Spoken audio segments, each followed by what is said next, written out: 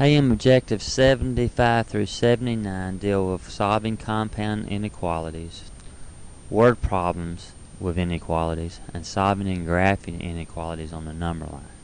Now pause this video and write that part in your notes.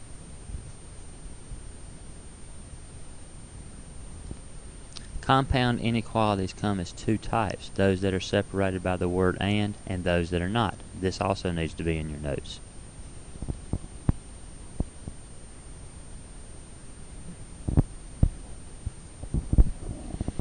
Here I have an example of a compound inequality that's separated by the word and.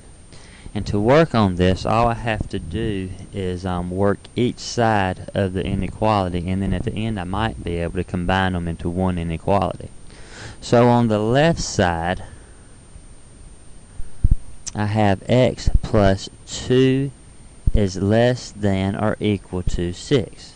Now if I'm going to solve this as an inequality, I need to get rid of the 2 first, and to do that I simply subtract a 2 from both sides. Now 2 minus 2 here is 0, that goes away, and then I bring my x down. 6 minus 2 is 4, so what I have here is x is less than or equal to 4. Now working on the right side here, I've been multiplied by a negative 2, and to undo that multiplication I have to divide a negative 2 on both sides. Negative 2 divided by negative 2 is 1, so I just have an x over here. 6 divided by negative 2 is going to be a negative 3. Now remember, if you multiply or divide by a negative, you have to change the inequality signs around. So on this side I have x is greater than a negative 3. Now, if x is greater than negative 3, then negative 3 should be less than x. So I could write that this way. These both mean the same thing.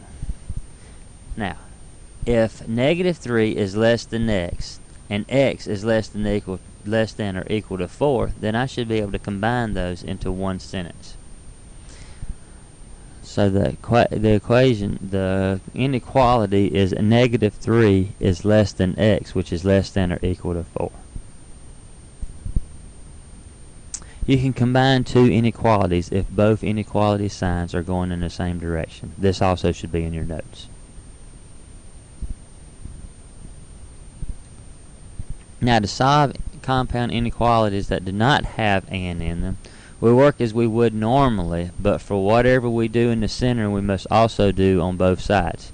Pause here and write that in your notes.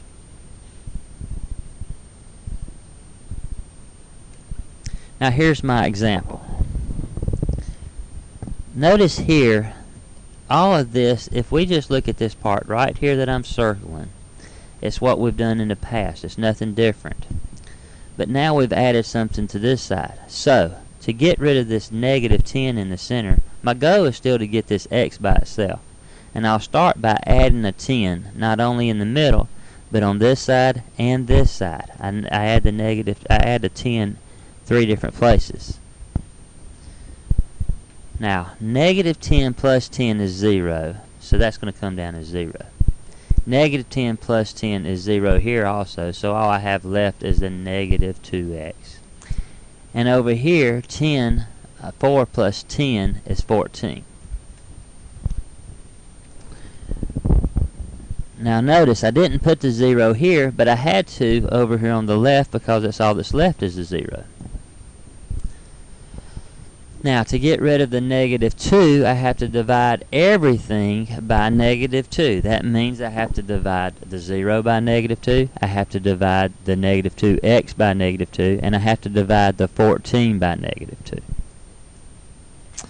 Now I have 0 is less than or equal to x, which is less than or equal to negative 7. But don't forget, when dealing with inequalities, dividing or multiplying by a negative means you have to swap your inequality signs around.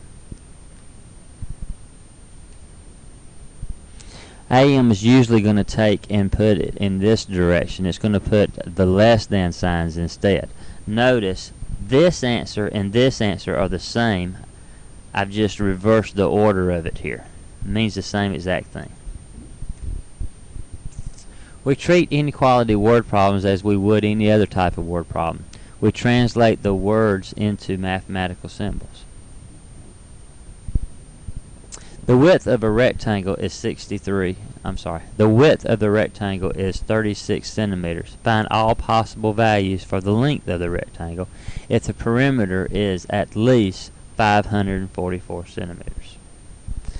Now, before you can work this problem, you have to know that perimeter of a rectangle is the sum of all the sides. So I have to add all the sides together to find the perimeter. I've drawn a box here to illustrate this. Now I'm told here that the width of the rectangle is 36. So I got two 36s here. I don't know what the length is, but I know they have to be the same. But I put x's there because when I don't know something in algebra, I usually replace it with a variable. Now I know that I have to add all these together and that they have to be at least 544. But they could be more than. That's why I have greater than or equals to. Now I simply solve this. I combine my like terms. X plus x is 2x. 36 plus 36 is 72.